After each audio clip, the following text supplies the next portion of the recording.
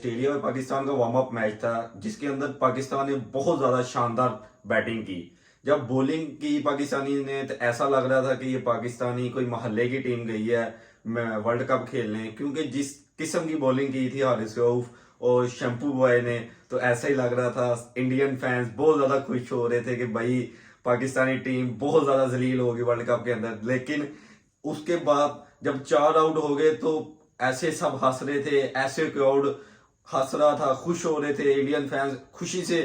जो जैसे होता नहीं, बंदा बहुत ज्यादा खुश होता है कि किसी की लॉटरी निकल आई हो, कुछ निकल आया हो। जैसे ही उसके बाद बाबर आजम ग्रीज के ऊपर आए तो सबका यही नजर थी कि आज बाबर आजम आउट होंगे, उसके उसके बाद हम उसके ऊपर बातें करेंगे। तो आज बाबर आजम ने जो फैंटास्टिक इनिंग खेली है, जिस तरह से उसने मारा है बॉलर्स को।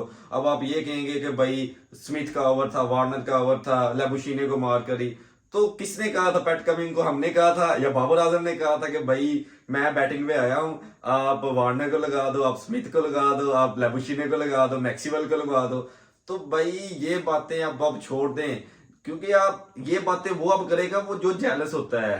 क्योंकि जब इंसान से खुद कुछ नहीं हो पाता तो इंसान दूसरे की तरक्की से जलता है। अब आपको ये बात माननी पड़ेगी कि भाई बाबर आजम नंबर 1 बैट्समैन है और वो इस चीज को डिजर्व करता है। आज जिस तरह से वो अपनी इनिंग को लेकर चला, जिस तरह से उसने हिटिंग की, पहले तो आप कहते थे उसके स्ट्राइक रेट का बहुत इशू है, वो छक्का नहीं मार सकता, ये नहीं कर सकता। आज उसने सबके मुंह के ऊपर तमाचा मारा है। आज आसफ अली के मुंह के ऊपर उसने तमाचा मारा है, जो फिक्सर जो बाबर आजम के ऊपर बात कर रहा था कि भाई मैं बाबर आजम को मेडन ओवर कर सकता हूँ। ओ भाई तू खुद तो फिक्सर है, तू किसी के सामने बैठ के बात नहीं कर सकता। तेरी इतनी औकात है कि तूने अपने कुछ पैसों की खातर अपने मुल्क को बेच दिया। आज जो मुल्क की इज्जत को बचा रहा है, मुल्क का नाम ऊपर लेके जा रहा है, तो उसको ऐसी घटिया बात करता है। तो आज बाबर आजम ने अपना प्रूव करके दे दिया है। अब इंडियन फैंस भी हो रहे होंगे, जो बाबर आजम के हेटर हैं वो भी अब इसके अंदर भी कोई कीड़ा निकालने की कोशिश कर रहे होंगे कि भाई बाबर आजम ने छोटे बॉलर के खिलाफ मारा, वार्नर ने कभी बॉलिंग नहीं की, स्मिथ ने कभी बॉलिंग नहीं की, मैक्सवेल ने कभी बॉलिंग नहीं की। अब कुछ लोग तो ऐसे भी कहेंगे कि भाई मैक्सवेल भी एक लोकल बॉलर है, हालांकि वो अपना एक प्रॉपर स्पिनर समझ के मैक्सवेल को लेके आए हैं। और जो लेबुशीने है वो अब से बॉलिंग नहीं कर रहा, वो बहुत उसने ये लास्ट इंडिया की सीरीज के अंदर बॉलिंग की है, उसके बाद पहले वार्म अप मैच में उसने बॉलिंग की है। तो आप ये ऐसे नहीं कह सकते कि भाई बाबर ने लोकल बालों के छोटे बालों के खिलाफ मारा है स्कोर। तो बाबर बहुत अच्छी इनिंग खेल के गया है। जिस टाइम टीम प्रेशर में थी उसने बहुत सुकून के साथ इनिंग को बिल्ड किया और बहुत अच्छी आज दिल खुश कर दिया बाबर आजम ने। बाकी आपको जुबैर कुछ कहना चाहिए? हम टेक्निकल इश्यूज पे तो बाद में आएंगे कि किसकी क्या गलती थी। मैं तो सबसे पहले तो मैं ऑस्ट्रेलियन टीम से पूछना चाहता हूँ कि आपको चाहिए कि अपने ना जो जितने भी फील्डर्स हैं ना सबको ख़त्म कर दें और ना सारी जगह वार्नर को ही खड़ा कर दे। जहां बॉल जा रही थी वहां पे वार्नर ही दिख रहा था हमें तो। और कैचेस भी तकरीबन उसने 3 से 4 कैचेस किए हैं वार्नर ने पूरे मैच के अंदर। और रही बात के बाबर आजम की इनिंग्स की, और 5वीं विकेट तकरीबन 144 रन्स की उन्होंने पार्टनरशिप की जो 5वीं विकेट थी। उसके बाद मुझे लगता है कि बहुत ही अच्छा खेले हैं बाबर, कोई प्रेशर नहीं था। चौक तो हो ही नहीं रहा था बाबर आजम से, इतने इजीली शॉट्स जा रहे थे। वो अक्सर तो हमें पता भी नहीं लगता था क्योंकि वो सन्नाटा छा जाता था ग्राउंड में कि वो बाबर आजम ने चौका मार दिया। पूरा इंडियन क्राउड चुप, कोई बोलता ही नहीं था। तो ये देख के तो वो मेरे लिए तो वो खुशी का सन्नाटा था, बिल्कुल ही मुझे तो खुशी हो रही थी। लेकिन ऐसा भी नहीं कहना चाहिए, जब क्राउड ज्यादा आएगा तब हम देखेंगे, जैसा कि हमने एयरपोर्ट पे भी देखा कि इंडियन क्राउड भी प्यार करता है पाकिस्तानी प्लेयर्स के साथ। तो होपफुली के इंडियंस पाकिस्तानी प्लेयर्स को भी थोड़ा सपोर्ट करेंगे ग्राउंड के अंदर जब रश बढ़ेगा। लेकिन अभी आपने देखा सिक्योरिटी और वो तो पाकिस्तान के खिलाफ ही नजर आते हैं। जब पाकिस्तानी कोई आउट होता है तो सारे खुश हो जाते हैं एकदम।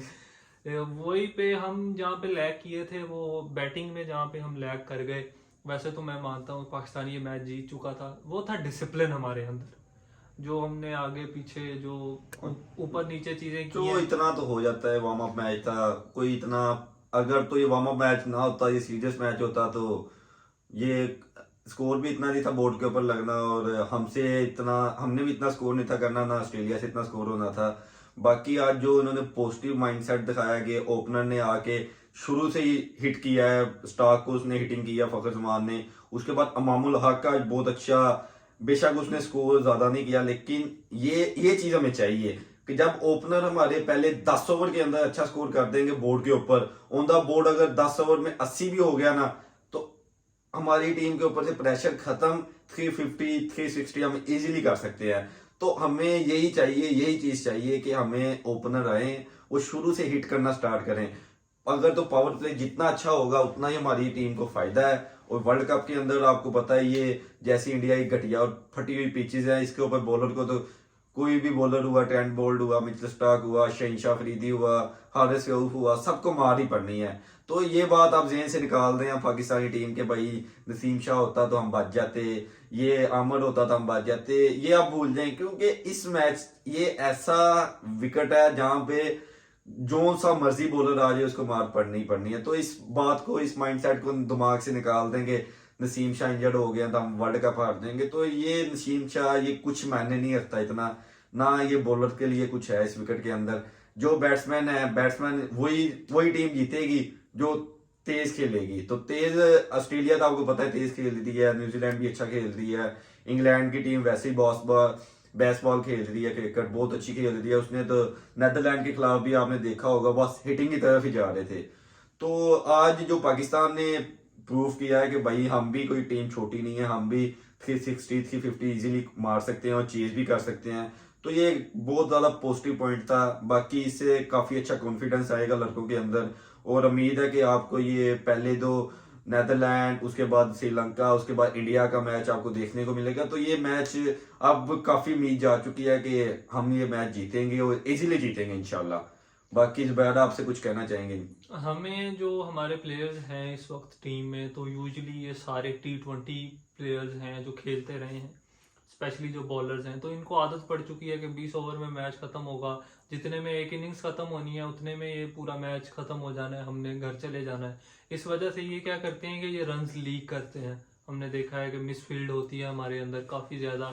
एक तो हमारी टीम को इस चीज़ पे फोकस करना है कि रन्स ना लीक हों, फजूल की मिसफील्ड ना हो। और उसके बाद जो बॉलर्स की हमें कमी लगी थी फिलहाल तक, तो जिसकी हमें सबसे ज़्यादा टेंशन थी सब लोगों को, वो थे हसन अली। फिलहाल तो हसन अली ने कोई ऐसी बुरी बॉलिंग नहीं की। इतना स्कोर तो सबको पढ़ना ही पढ़ना है, जो मर्जी चाहे दुनिया का जौन सा बॉलर उठा के ले आओ उसको पड़ेगा ही पड़ेगा, क्योंकि ये पिचेज ऐसी हैं। और दूसरी बात यह है कि हमारा जो स्पिनर्स हैं उन्होंने भी अच्छा परफॉर्मेंस दी है किसी हद तक।